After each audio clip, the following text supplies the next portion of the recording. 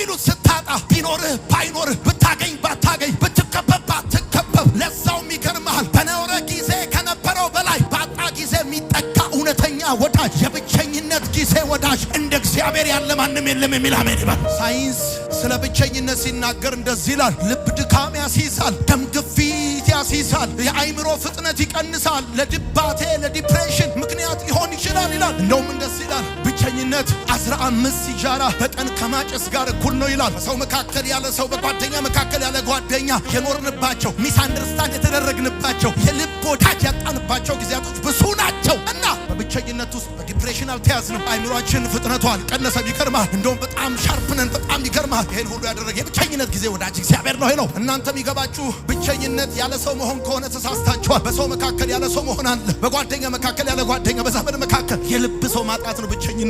የሚያየውም የሚሰማውም በሌለበት እግዚአብሔር ሲያየውም ሲሰማውም ሲጠጋውም ያውቃል። በምድረ በዳ በጎች እየጠበቀ ጭው ባለ በረሃ ሞቱን በተመኘ በዛ ጊዜ ተስፋ በቆረጠ በዛ ጊዜ ተጠግቶ ያጽናናው ያበረታው እንደ እግዚአብሔር ያለ ማንም የለም። እንደ እግዚአብሔር ያለ ማንም የለም። እኛ ቤት የግድግዳ ላይ ጥቅስ ሳይሆን ህይወት ነው። አንዳንድ ሰዎች ከጨለሉበት የህይወት ማዕበል እኛ የዘመርንበት የብቸኝነት ጊዜ ወዳጅ እግዚአብሔር አብሮት ስላለ በሰልፍ ጊዜ እንደ እግዚአብሔር ያለ ማንም የለም። ታውቃላችሁ ሙሴ እግዚአብሔር ሲዋጋለት በደንብ ያውቀዋል። የሚያውቀውን እግዚአብሔር ነው የሚያስተዋውቀው። ከንጉሥ ጋር ተዋግቶለታል፣ ከኃይለኛ ጋር ከጉልበተኛ ጋር ተዋግቶለታል። ይገርምሃል ፈርዖንን ከነሰራዊቱ ሲመታለት አይቷል። በሰልፍ ጊዜ እንደ እግዚአብሔር ያለ ማናል? ወዳጆቼ ሰልፉን ስትገቡ ሰዎች የስትራቴጂ ለውጥ ያደረጉና ያፈገፍጋል። የሆነ የህይወት ማዕበሉ ስትገቡ፣ የሆነ ተግዳሮቱ ስትገቡ የሚያውቋችሁ እንደማያውቋችሁ ይቀየራል። ዓለም ሁሉ ለእናንተ ሲያጨበጭብ አብረዋችሁ የነበሩ ሰዎች ዓለም ሁሉ በእናንተ ላይ ድንጋይ ሲያነሳ ሐሳብ ይቀይራል። በሰልፍ ጊዜ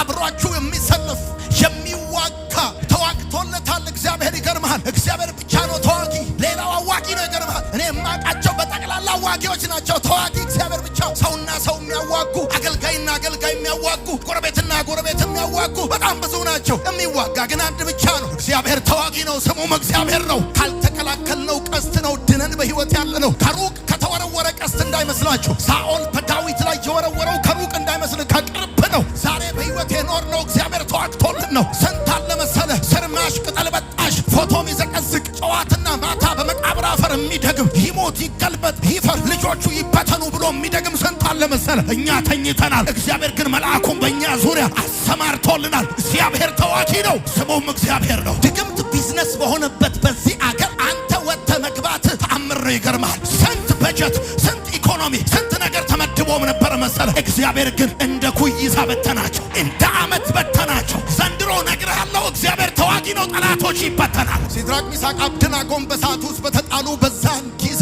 እሳቱ ሲነድ ዝም፣ አዋጅ ሲወጣ ዝም፣ ሲያዙ ዝም ያለው እግዚአብሔር ትቷቸው ሊገላቸው ሊያጠፋቸው አይደለም። ይገርምሃል በእሳት ውስጥ በተጣሉ በዛን ጊዜ የእሳቱን ኃይል ያዘው እና እሳቱ ለድምቀት በቂ ነው፣ ለዲም ላይት ያስፈልጋል። ይገርምሃል በእሳት ውስጥ ወቅት ታረጋለህ። እግዚአብሔር ሲዋጋልህ ለሞት የተደገሰ ለልደት ሻማ ይሆናል። ከልክሎልን ነው፣ ከልሎልን ነው፣ ተከልለን ነው፣ ተጠብቀን ነው። እግዚአብሔር ያለ ማናል? እግዚአብሔር ተዋጊ ነው፣ ስሙም እግዚአብሔር። ካልተከላከልነው ቀስት ድነናል። አልሮጥንም ግን ቀድመናል። አልታገልንም ግን ጥለናል። በአንድ በኩል ይመጣሉ፣ በሰባት በኩል ይበተናል። ድላችሁ የሚወሰነው ከጠላታችሁ ባላችሁ ርቀት ሳይሆን ለእግዚአብሔር ባላችሁ ቅርበት ነው። ዶንት ፎርጌት ዲስ ኢዝ ጎልደን ወርድ። መውጫ መንገድ፣ ማምለጫ ቀዳዳ፣ መፍትሄ ሊሆን የሚችል የተስፋ ጭላንጭል በጠፋ ጊዜ፣ በሁለት ነገር አጣብቂኝ ውስጥ በገባን ጊዜ፣ በዛን ጊዜ የቁርጥ ቀን ደራሽ እግዚአብሔር ማለት ነው። ነግራቸዋለሁ። ከፊት የኤርትራ ባህር ከኋላ የፈርዖን ሰረገላ በመጣ ጊዜ እስራኤላውያን የሚጠፉ መስሏቸው ነበር። ወየው ጠፋን ብለው ነበር። በግብፅ መቃብር ስለሌለ ነው ወይ ብለው ነበር። እና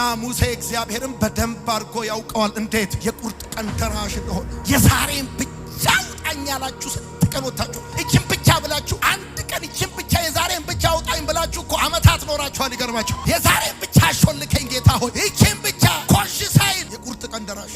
ለቀብራችን ያዘጋጁትን እኮ ነው እግዚአብሔር ለምስጋናና ለሰርጋችን ቀይሮ የበላን። አሁን ራሱ በዚህ ጉባኤ ይሄን ቃል እየሰማችሁ አጣብቂኝ ውስጥ ያላችሁ ሰዎች ከዚህ ቤት ስትወጡ የያዛችሁ ነገር በኢየሱስ ስም ይለቃል። እንደዚህ አድርጎ ጥፍንግ አድርጎ የያዛችሁ ነገር በኢየሱስ ስም ይፈታል። እንዴት ልውጣው? እንዴት ልለፈው? ይሄን ጉዳይ እንዴት ባልፈው ነው ጥሩ? አማካሪ እየፈለጋችሁ ያላችሁ ሰዎች፣ የሚያሾልከኝ ማን ነው ያላችሁ ሰዎች፣ እግዚአብሔር እንደዚህ ይላችኋል፣ እኔ ከአጣብቂኝ ውስጥ አወጣችኋል። እኔ ከሚባላው ውስጥ አወጣችኋለሁ። እግዚአብሔር አምላክ እስራኤልን በምድረ በዳ በተጓዙባቸው ዓመታቶች በጠቅላላ በደንብ አድርገህ ስማኝ፣ የደመና ጥላ እየዘረጋ ያለ በሬ ጥሬ ሥጋ እያበላቸው ከዓለቱ ውሃ እያጠጣቸው፣ ይገርማል፣ ጫማቸው ቁመቱ እያደገ ልብሳቸው ፕሮቫይድ እያደረጋቸው የሰማይን መስኮት እየከፈተ እንደ እግዚአብሔር ያለ ማን አለ?